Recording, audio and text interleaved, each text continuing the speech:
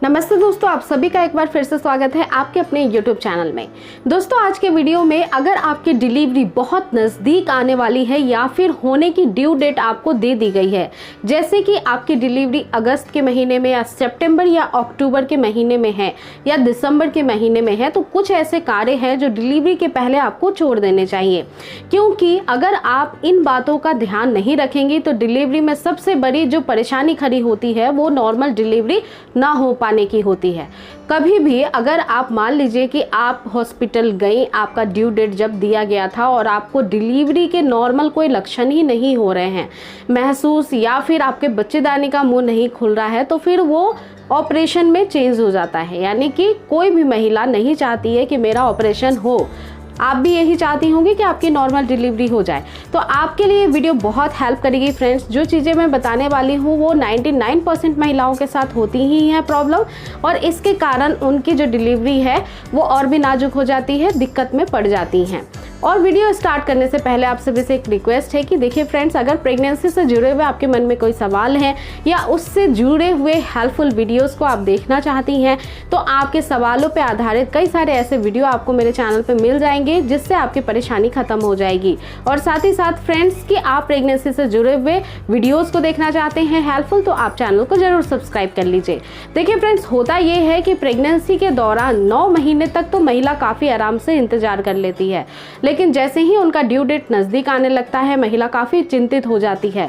सबसे पहला चिंता का कारण कि नॉर्मल डिलीवरी होगी या नहीं, और दूसरे उससे भी बड़ी चिंता का कारण ये होता है कि कोई महिला आपको अगर बता दे कि डिलीवरी में बहुत दर्द होता है, नॉर्मल डिलीवरी में तो इतना ज़्यादा दिक्कत होता है, तो ऐसी कंडीशन में महिलाएं बहुत टेंशन ले लेती हैं।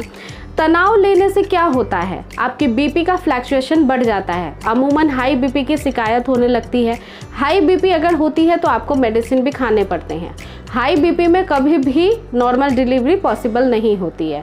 तो सबसे पहला ध्यान में बात ये रखना है कि जो भी नकारात्मक ऊर्जाएं या फिर नकारात्मक बातें आपसे कोई भी बता रहा है तो उसके प्रति आपका बहुत ध्यान नहीं होना चाहिए।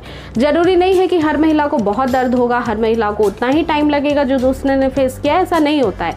सबका शरीर अलग अलग है, इसलिए सबकी जो अवधि होती है या फिर डिलीवरी का जो तरीका होता है वो चेंज हो सकता है।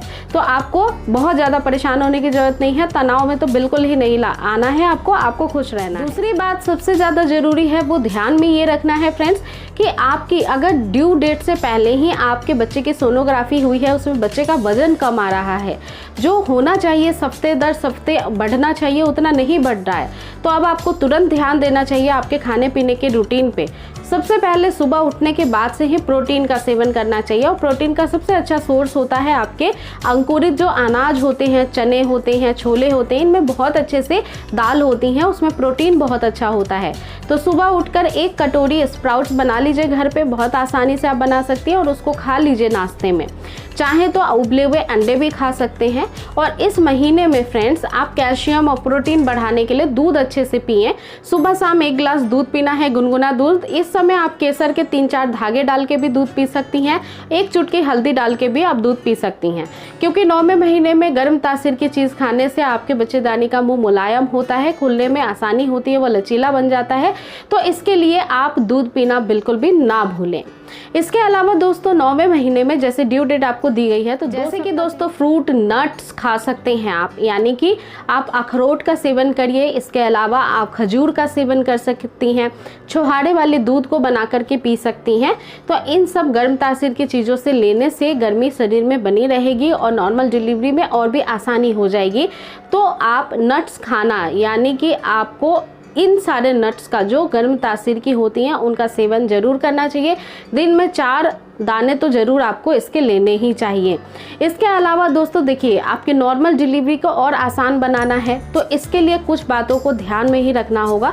जैसे कि 9वें महीने में पेट बहुत बड़ा हो जाता है, चलने फिरने में दिक्कत आती है, उठने बैठने में दिक्कत आने लगती है, महिलाएं एक्टिवनेस कम कर देती हैं, बॉडी की एक्टिवनेस वैसे भी नहीं रहती है क्योंकि आपको बहुत सुस्ती हो जाती है, हर काम करने में दिक्कत तो आती ही है। स्वाभाविक बात है, जब इतना बड़ा बच्चा आप पेट में लेकर चल रही हैं तो आपको दिक्कत तो आएगी ही, लेकिन उस दिक्कत को फेस करते हुए आपको ये ध्यान में रखना है कि आपको घर के कामों से बचना नहीं है। अगर डॉक्टर ने कोई भी आपको इंस्ट्रक्शंस नहीं दिए हैं, ऐसा कोई स्पेशल केस नहीं है आपके साथ, जैसे कि जुड़वा बच्चा नहीं है, प्रीवियसली आपका कोई मिसकैरेज नहीं हुआ था, मेडिकल हिस्ट्री आपकी प्रेगनेंसी की अच्छी रही है और आपके शरीर में कोई कॉम्प्लिकेशन नहीं है, स्वस्थ प्रेगनेंसी है, तो शरीर को एक्टिव रखना बहुत इंपॉर्टेंट है। टहलना ज़रूरी है, घर के काम करना ज़रूरी है, पोछा लगाना भी ज़रूरी है। जितना एक्टिव रहेंगी उतनी ही आसानी से आपकी डिलीवरी हो पाएगी, दर्द भी आपको कम महसूस होगा। ये एक अपने जो ह्यूमन बॉडी है उसकी मैकेनिज्म है कि जितना वो एक्टिव रहता है उतनी ही ज़्यादा वो आसानी से सभी कार्य को करने में सक्षम होता है। आपकी समय पे डिलीवरी की आपको लक्षण भी दिखाई देगी, लेबर पेन भी समय पे आ जाएंगे। अगर आप एक्टिव रहेंगी तो ही हो पाएगा, तो ये ज़रूरी बात ध्यान में रखिएगा। अगर नॉर्मल डिलीवरी चाहती हैं तो कोशिश करिए कि इंडियन टॉयलेट का ही इस्तेमाल करिए, विदेशी टॉयलेट का इस्तेमाल नहीं करिए, यानी वेस्टर्न कल्चर ऑफ टॉयलेट का इस्तेमाल नहीं करना है। आपको इंडियन कल्चर टॉयलेट्स का ही इस्तेमाल करना है। उससे आपके पेल्विक मसल्स मजबूत बनेंगे, फ्लैक्सिबल होंगे और आपके सर्विक्स का मुंह खुलने में आसानी होगी डिलीवरी के वक्त में। तो ये इम्पॉर्टेंट चीज़ है, इस बातों का ध्यान रखिएगा। ये सारी ही चीज़ें नेचुरल है फ्रेंड्स और 100% नॉर्मल डिलीवरी के लिए कारगर है। तो अगर आप ये काम कर लेती हैं और कुछ काम जैसे तनाव से दूर रहती हैं तो आपकी डिलीवरी आसानी से हो जाएगी बिना किसी कॉम्प्लिकेशन, किसी परेशानी के। उम्मीद करती हूँ ये वीडियो आपके लिए बहुत हेल्पफुल हो फ्रेंड्स, आपकी डिलीवरी बहुत अच्छे से हो जाए। और दूसरी बात फ्रेंड्स कि अगर वीडियो पसंद आई है तो आप प्लीज़ लाइक भी करिएगा और आसपास में कोई प्रेग्नेंट महिला है तो उसे ये वीडियो शेयर भी करिएगा। तो अगली बार फिर से मिलूंगे एक नए वीडियो के साथ, एक हेल्पफुल वीडियो के साथ। तब तक आप रखिएगा अपना पूरा ध्यान। टेक केयर दोस्तों, थैंक यू।